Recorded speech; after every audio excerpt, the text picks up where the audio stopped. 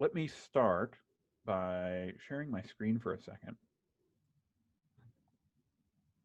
So what I'm going to do is let's do a model and model some COVID data with an exponential model. So if you look at what we got, look at what's going on in the EU right now.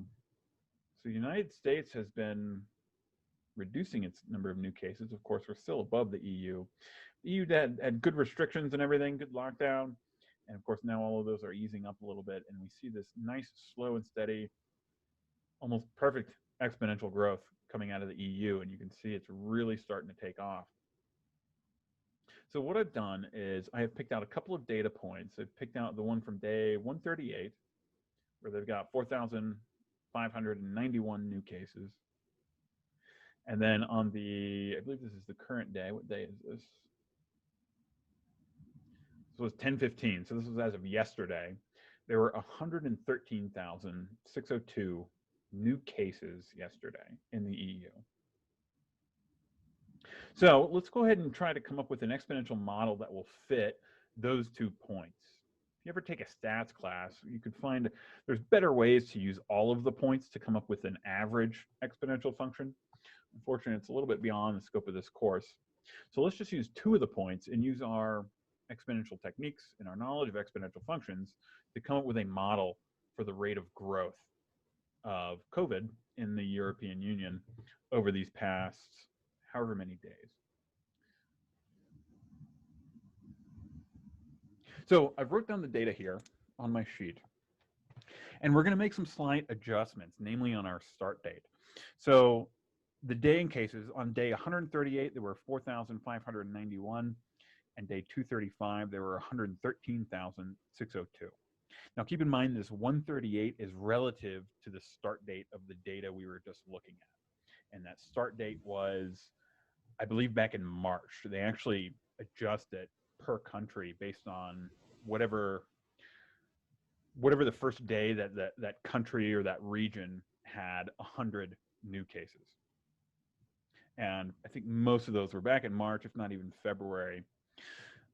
But the day 138 was July 10th. And that's about where we see this exponential growth starting to take off in the EU. I guess I should mention, if you want to search for that, or if you want to keep up with new data, look for COVID-19, just spell it backwards, 91 DIVOC, D-I-V-O-C. Type that in a Google search, and like the first result should come up as this data. And this person is a mathematician who has been doing a great job this whole time taking data and making graphs out of it. So let's make one small adjustment, namely that's adjusts our starting date. Let's call 7/8. So July 8th is day 0. Find an exponential model for the number of new cases in the EU. And then the questions we want to answer off of that are, what is the continuous percent change? Or we also call this the continuous rate of growth. And we also want to know, what is the daily rate of growth? In other words, the daily percent change in the number of new cases. And lastly, what we're going to ask is, when will the number of new cases reach 200,000?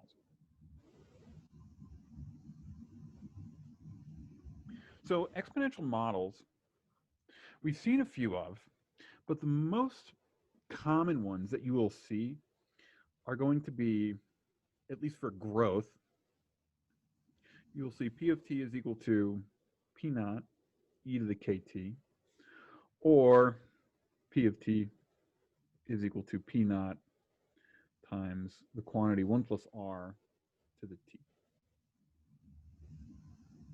These are both exponential functions. We've seen things that look like this. We've just made some small adjustments, added some extra variables maybe that will help us account for these rate of changes, either on a daily or a continuous basis.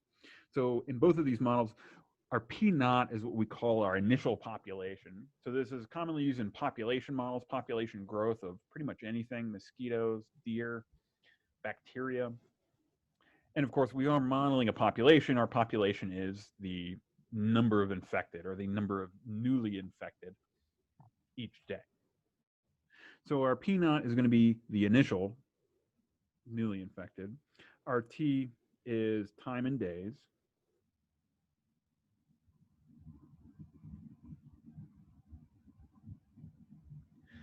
Our k is what we call the continuous rate of growth.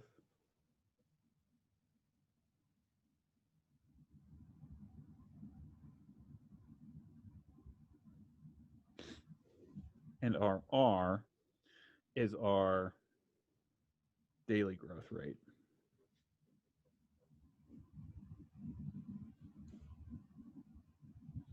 Or the percent daily change.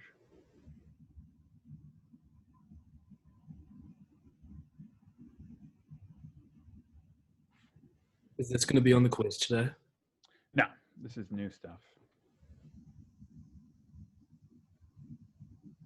So both of these models are going to be the same. As we've kind of seen, at least with logarithms, we can change the base of logs using the change of base formula. We can actually change the base of exponentials too. We've seen, of course, if I have something like a 9 as my base log, I can change it to a 3. We can actually change the base of exponentials to any base we want. We just have to use logs, and it's a little fancier.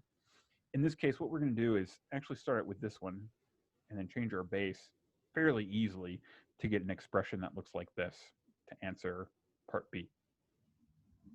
First thing we need to do, though, is actually adjust our data set, because this data, this 138, is relative to our start date back in March, whereas we want our start date to be July 8th. So our data points, we're going to remodel as 4,591. So since this date was on July 10th, 2 days after July 8th is July 10th. So that's our starting date, 2 days after July 8th. And then the other point, if we adjusted it, it ends up being day 99.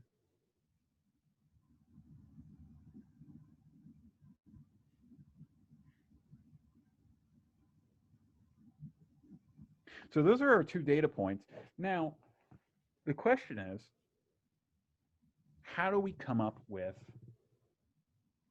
a full exponential model of these? Namely, let's use this one on the left. This P of t equals P naught e to the kt. So let's get a new page to do the work here.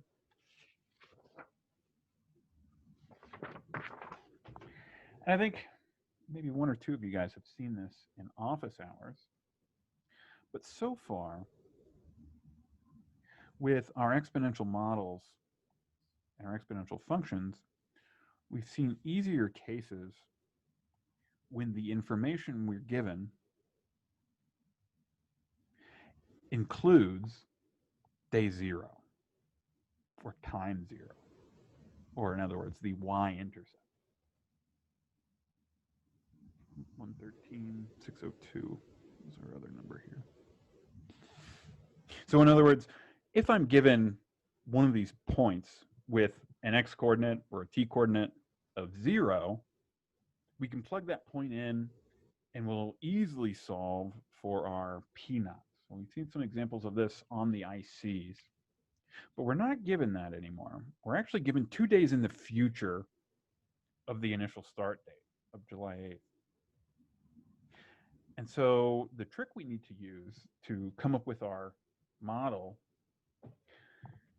is actually going to be division. So here's what we're going to do. Whenever you're given data, and we have a model or a function that we know passes through this data, that this data will fit the function, then we can come up with equations.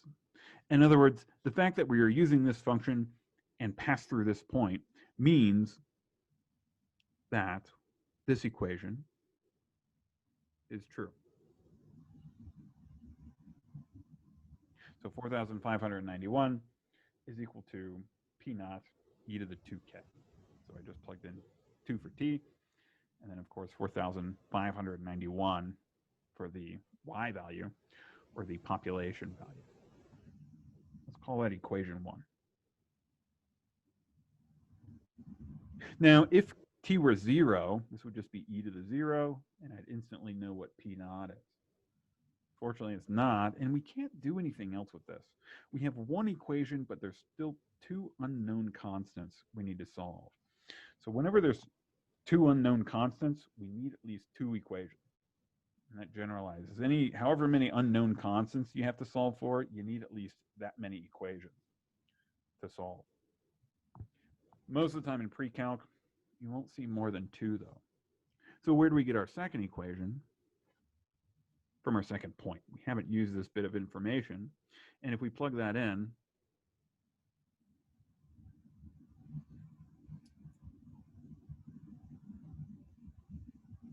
we get 113,602 is equal to P naught e to the 99K. So just plugging in 99 and then the population value for the population.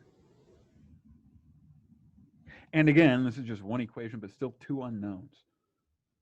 And so what we have to do now is use both equations to simplify. In other words, to get rid of one of the variables. And what we're going to do is division.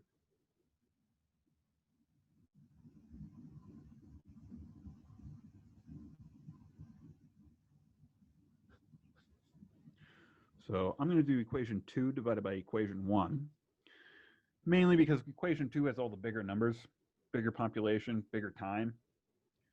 You can do it either way. Just be careful with the algebra and manipulation. So we're going to take the left sides and divide. So 113,602 over 4,591. And then on the right sides, we're also going to divide. So the equation's still going to hold. So numerator, we've got P naught e to the 99K divided by P naught e to the 2K.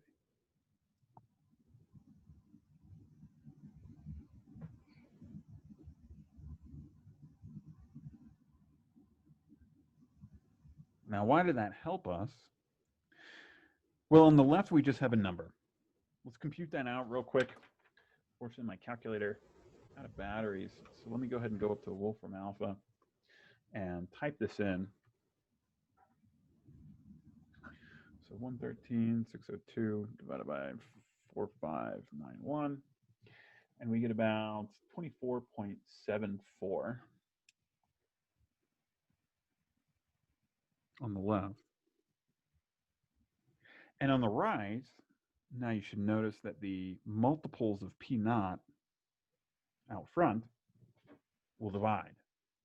And so we've eliminated one of the variables, or one of the unknown constants. And what do we do when we're dividing exponential functions with the same base? All we got to do is subtract the exponents. So we'll have 99K minus 2K will give me e to the 97K.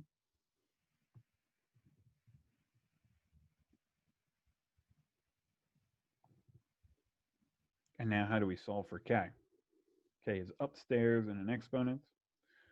So let's use our logarithms to bring it down. So we'll have natural log 24.74 equals 97K. And then dividing by 97.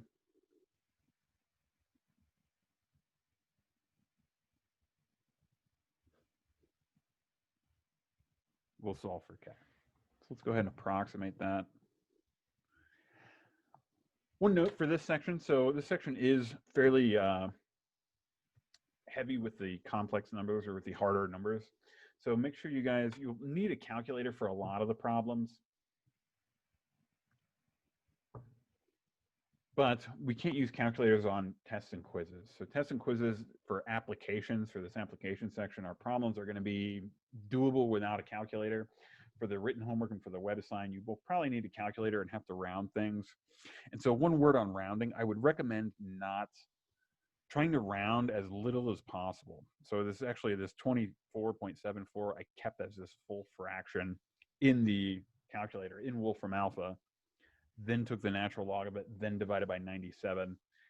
And then, so that way I'm only rounding here at the very end. So K ends up being 0.0331.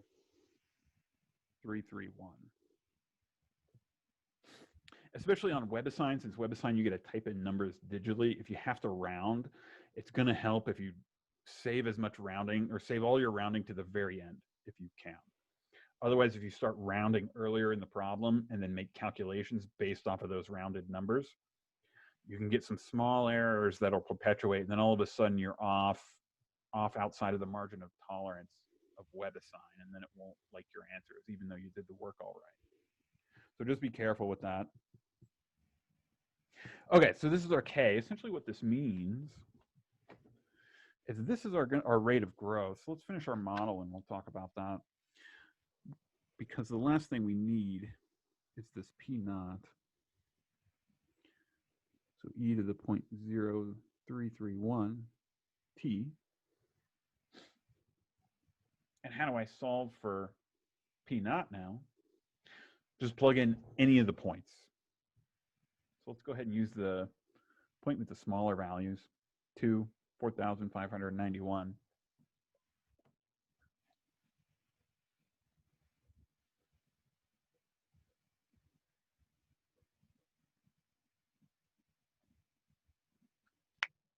So I'm going to multiply 0.0331 times 2, exponentiate it. And then, of course, this is just a number. So we can compute this guy out and then divide to solve for P naught.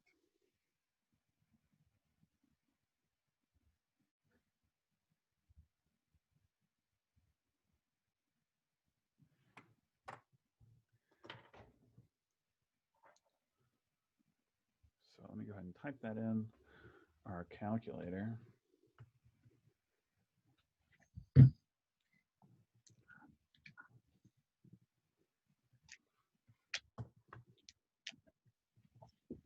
And we are going to get about 4,297.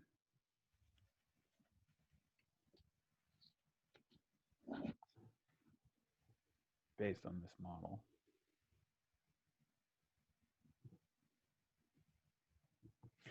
So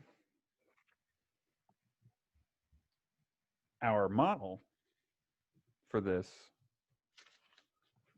COVID outbreak in the EU, based on data starting with July 8th, is going to be P of t equals 4,297 times e to the 0.0331 t.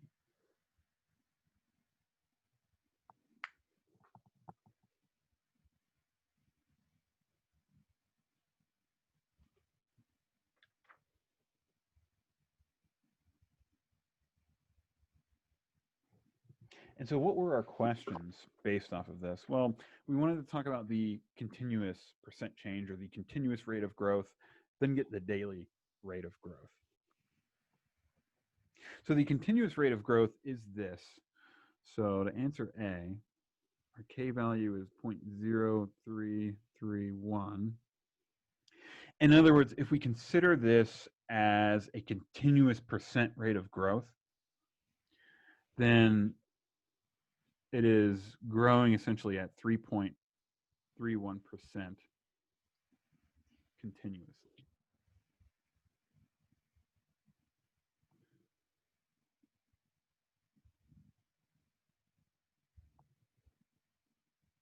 Which is a little weird to think about. In other words, that in every infinitesimal instant, it's growing by 3.31%. And this is actually a compounding issue as well. So it's a little weird to think about how that's growing, as well as sort of these division factors that are taking in place in terms of the continuity. So what's more commonly thought about is maybe the daily percent growth. So that was our B question. And how do we actually look at the daily percent growth? We want to put it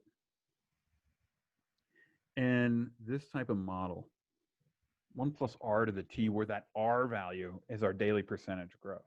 So you'll see this model a lot. You can use it for populations, but you'll also see it a lot in finance for interest, compound interest being charged.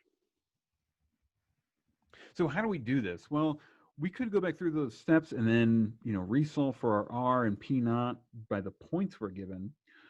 Or once we're actually given one model, if you're clever enough, and if you've mastered your exponential and logarithmic skills, you can just convert fairly easily from one form to another. So this was our model. And the trick we're going to do is realize that multiplication in an exponent is the same as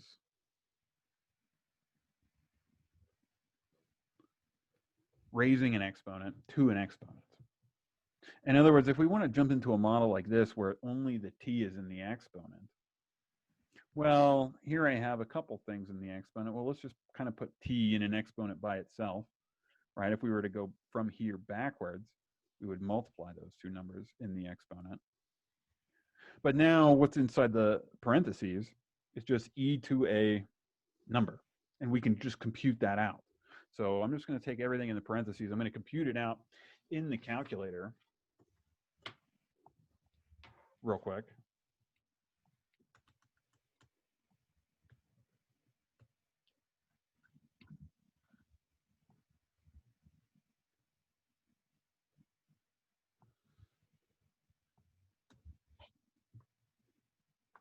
Let's see, 7.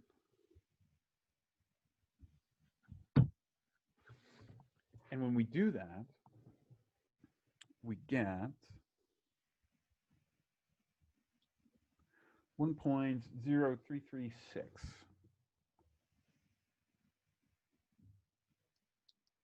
And then that t is still up in the outer exponent. And so what does this tell us? If we wanted to break it down, in that model, we've got 1 plus r. So how do we find r? Just subtract 1 from this rate.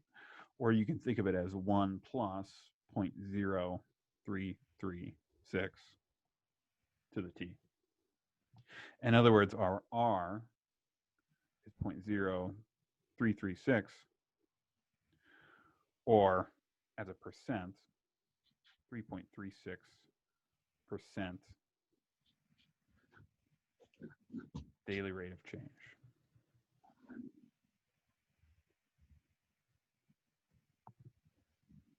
In other words, on average, the next day is 3.36% higher than the cases there were, than the number of new cases there were the previous day. So every single day, 3% more. And that doesn't sound like a lot. 3% is not too big. But as we kind of saw with that model, as time ticks on, these exponential curves will always start to take off. And that's kind of what we're seeing now in the EU.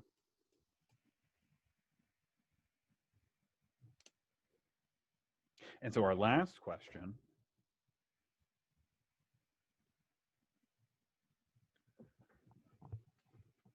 is, when will we reach 200,000?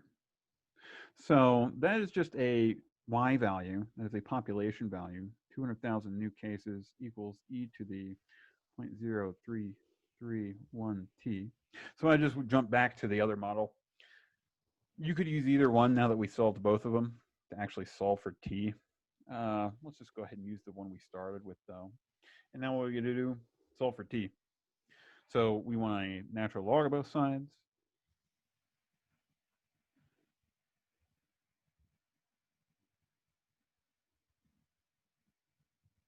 And then divide by 0.0331.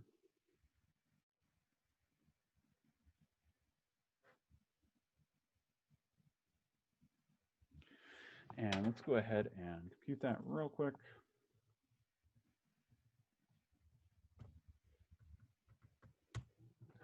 And we get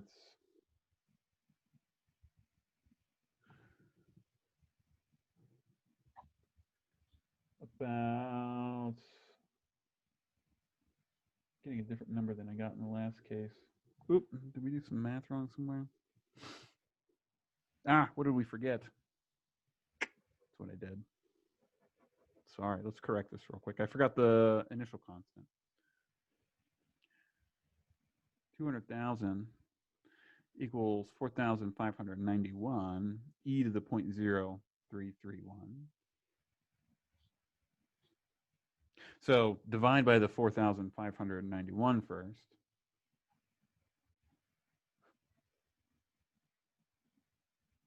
Wouldn't it be 4,297? Why did I get 4,591? I just Because that's the one per day too, isn't it? Ah, it is. Yeah, I'm getting all my numbers confused. Ah, let's do it again. I'm getting a new page. Sorry, thank you for that.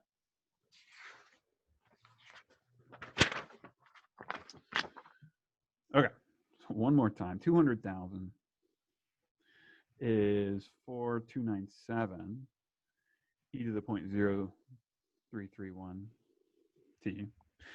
Divide.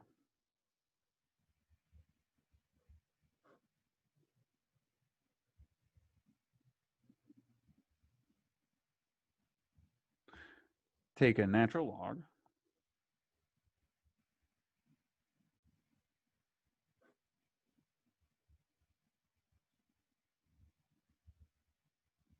So the natural log on the right essentially brings down that exponent, gets rid of that e, and now divide by the 0.0331. So natural log 200,000 over 4297, and all of that over 0.0331 is our t. And now when we compute that, what do we get? So we get about 116. Yeah. So we get 116. So what does this mean? So 116 is the number of days after our start date. So remember, we changed our start date and changed our day 0. So our day 0 is July 8th, which means 116 days after July 8th, we should expect to see about 200,000 new cases. And let's do a little math. So yesterday was day 99, which means day 116 will be about 17 days after yesterday. In other words, 16 days from today. So we can actually check this maybe in 2 weeks. If anyone remembers, we can go back and check those, that DVOC website, check the numbers and see how accurate this model is for coming up with that. Any questions?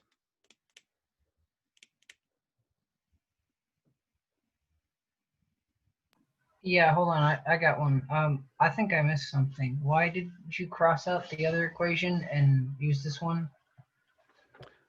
Oh, on these other, so in this one, I forgot to include the initial value in the model. So I just forgot that number we needed to divide first. Okay. Yeah. Our process is right. We just transcription error, wrote the thing down wrong, which happens.